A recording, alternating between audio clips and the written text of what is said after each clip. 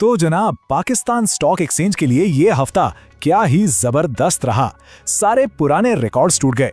Market ने एक ऐसी तेजी पकड़ी जिसने इसे तारीख के बिल्कुल नई बुलंदियों पर पहुंचा दिया। तो सबसे पहले आइए इस नंबर पे गौर करते हैं। ये समझेंगे इस पूरे हफ्ते की सबसे बड़ी हेडलाइन है। जुमेरात के दिन KSE 100 इंडेक्स 1,71,960 पॉइंट्स की अपनी बुलंद तरीन सतह पर बंद हुआ, जो कि एक नया ऑल टाइम हाई है। तो आगे हम क्या देखने वाले हैं? हम इस शानदार हफ्ते का पूरा तज्जिया करेंगे। देखेंगे कि ये रिकॉर्ड आखिर बना कैसे, इस तेजी के पीछे असल वजूहात क्या थी, कौन से सेक्टर्स आगे रहे और कौन से पीछे, इस सब का हमारी मुल्क की मईशत से क्या ताल्लुक है, और हाँ, आखिर में सबसे अहम सवाल, यहाँ से मार्केट का रुख क्या हो सकता है। तो आइए पहले हिस्से से शुरू करते हैं और देखते हैं कि हफ्ते के मजमूई आदाद और शुमार हमें क्या कहानी सुना रहे हैं। हालांकि हफ्ते के आखिरी दिन थोड़ी बहुत प्रॉफिट टेकिंग हुई, जैसा कि अक्सर होता है, लेकिन इसके बावजूद ओवरऑल पिक्चर काफी मजबूत रही। KSE 100 इंडेक्स पूरे हफ्ते में 1500 से ज्यादा पॉइंट्स यानी तकरीबन 1% बढ़कर 1,71,404 पर बंद हुआ, और इसी तरह KSE 30 इंडेक्स में तो 1.4% का इजाफा देखा गया। अच्छा जी, अब आते हैं सबसे अहम सवाल पर। आखिर मार्केट में इतना जबरदस्त जोशो खरोश आया क्यों? वो कौन सी चीजें थी जिन्होंने सरमायाकारों का एतमाद इतना बढ़ा दिया? इस सारी तेजी के पीछे आप देखें दो बड़ी और अहम वजूहात थीं। पहली, स्टेट बैंक की तरफ से शरह सूद में एक बिल्कुल गैर मुतवक्का कमी, और दूसरी, मुल्क के करंट अकाउंट का खसारे से निकलकर सरप्लस में आ जाना। ये मार्केट के लिए एक बिल्कुल सरप्राइज मूव था। किसी को भी इसकी तवक्को नहीं थी। जब स्टेट बैंक ने अचानक शरह सूद में 50 बेसिस पॉइंट्स की कमी का ऐलान किया तो इसने मार्केट को एक झटका दिया, लेकिन एक अच्छा झटका। इस अमल को मॉनेटरी ईजिंग कहते हैं, और इससे ये साफ इशारा मिला कि मरकजी बैंक मईशत में मजीद बेहतरी देख रहा है। और फिर इसके अलावा एक और अच्छी खबर आ गई। नवंबर 2025 के लिए करंट अकाउंट के आदाद व शुमार आए और पता चला कि मुल्क का करंट अकाउंट $100 मिलियन सरप्लस में रहा है। इस खबर ने मार्केट्स के एतमाद को मजीद बढ़ावा दिया।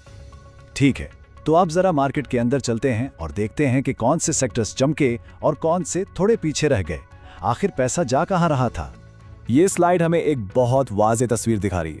एक तरफ जूट, रियल एस्टेट और ख़ास तौर पर कमर्शियल बैंक्स के शोबों में ज़बरदस्त खरीदारी हुई, और बैंकिंग सेक्टर में तेज़ी की वजह भी साफ है। शरह सूद में कमी का सबसे ज़्यादा फ़ायदा बैंकों को ही होता है। दूसरी तरफ वुलन और मुदारबा जैसे सेक्टर्स थोड़े दबाव का शिकार रहे। और अगर हम इनफिरादी स्टॉक्स पर आएं, तो यहाँ पर तो और भी एक्सट्रीम मूवमेंट्स देखने को मिले। RMPL के शेयर्स में 20% से भी ज्यादा का इजाफा हो गया, जबकि दूसरी तरफ SSGC के शेयर्स में तकरीबन 12% की कमी देखी गई, जो जाहिर करती है कि मार्केट में उतार चढ़ाव कितना ज्यादा था। तो इस खरीदो फरोख्त के पीछे था कौन? ये डेटा बहुत दिलचस्प है। देखें, जो आम यानी इनफरादी सरमायाकार हैं वो तकरीबन $17 मिलियन की खालिस खरीदारी कर रहे थे, जबकि जो बड़े खिलाड़ी हैं जैसे कि गैर मुल्की सरमायाकार और इंश्योरेंस कंपनियां, वो अपना मुनाफा लेकर फरोख्त कर रहे थे। स्टॉक मार्केट कभी भी अलग थलग काम नहीं करती।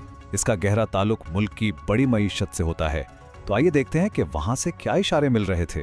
मईशत का जो सबसे बड़ा सुतून है यानी हमारा टेक्सटाइल सेक्टर, वहां से अच्छी खबर आई। इस माली साल के पहले 5 महीनों में हमारी टेक्सटाइल की बरामदात में 3% का इजाफा हुआ, जो कि एक बहुत ही मुस्बत पेशरफ्त है। और इसके साथ साथ दूसरी तरफ एक और पॉजिटिव डेवलपमेंट हुई।